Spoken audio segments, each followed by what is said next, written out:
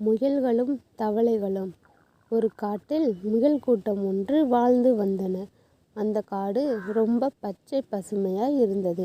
அந்த காட்டில் கிடைக்கும் உணவுகளை உண்டு முயல்கள் எல்லாம் சந்தோஷமாக பொழுத கழித்தன. அவங்க உணவு தேடி அலைய வேண்டியதில்லை. ரொம்ப சுலபமாக உணவு அவங்களுக்கு தினமும் கிடைத்தது.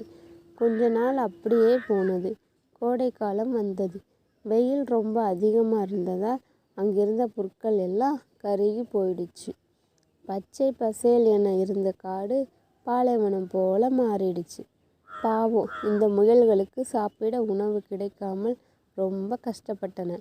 அந்த காட்டில் வேட்டை நாய்கள் முயல்களை வேட்டையாட காத்திருந்தன. வேட்டை நாய்களுக்கு பயந்து முயல்கள் பொந்துக்குள்ளே இருந்தன. எவ்வளவு நாள் தான் இப்படியே பொந்துக்குள்ளே இருப்பது? நாம் ஏதாவது செய்ய வேண்டும் என்று முயல்கள் பேசின. அதில் ஒரு முயல் சொன்னது, கடவுள் நம்மை பலவீனமாக படைத்து விட்டார்.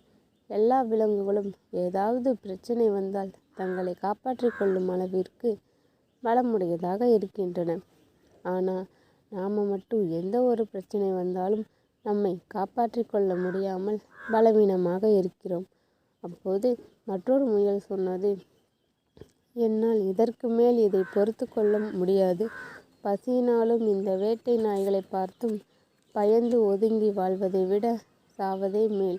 நான் ஏதாவது ஒரு நதியில் சென்று விழுந்து விடுகிறேன் என்று சொன்னது.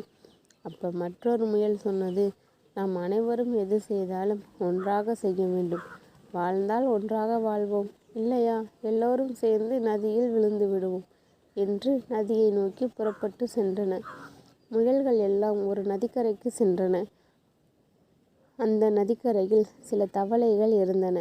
முயல்களை பார்த்து பயந்து ஒன்றன் பின் ஒன்றாக நதியில் குதித்தன. இந்த முயல் கூட்டம் இதை பார்த்து ஆச்சரியமாக நின்றது. இந்த தவளைகள் நம்மை பார்த்து பயந்து நீருக்குள் குதிக்கின்றன. நாம் தான் இந்த உலகத்திலேயே பலவீனமானவர்கள் என்று எண்ணினோம். நாம் தான் அனைவரையும் பார்த்து அஞ்சுகிறோம் என்று பேசிக்கொண்டோம். ஆனால் நம்மையும் பார்த்து சிலர் அஞ்சுகின்றன. இந்த தவளைகளுக்கு நம்மை பார்த்தால் பயமாக இருக்கிறது போல என்று தங்களுக்குள் பேசிக்கொண்டு இருந்தன. அப்போ ஒரு முயல் சொன்னது, நாம் இந்த பிரச்சனையிலிருந்து தப்பித்து கொள்ளவும் நம்மை பாதுகாத்து கொள்ளவும் நிச்சயமாக ஏதாவது ஒரு வழி இருக்கும். நாம் அந்த வழி என்ன என்று கண்டுபிடிப்போம் என்று கூறிக்கொண்டு உணவு தேடி வேறு இடத்திற்கு சென்றன.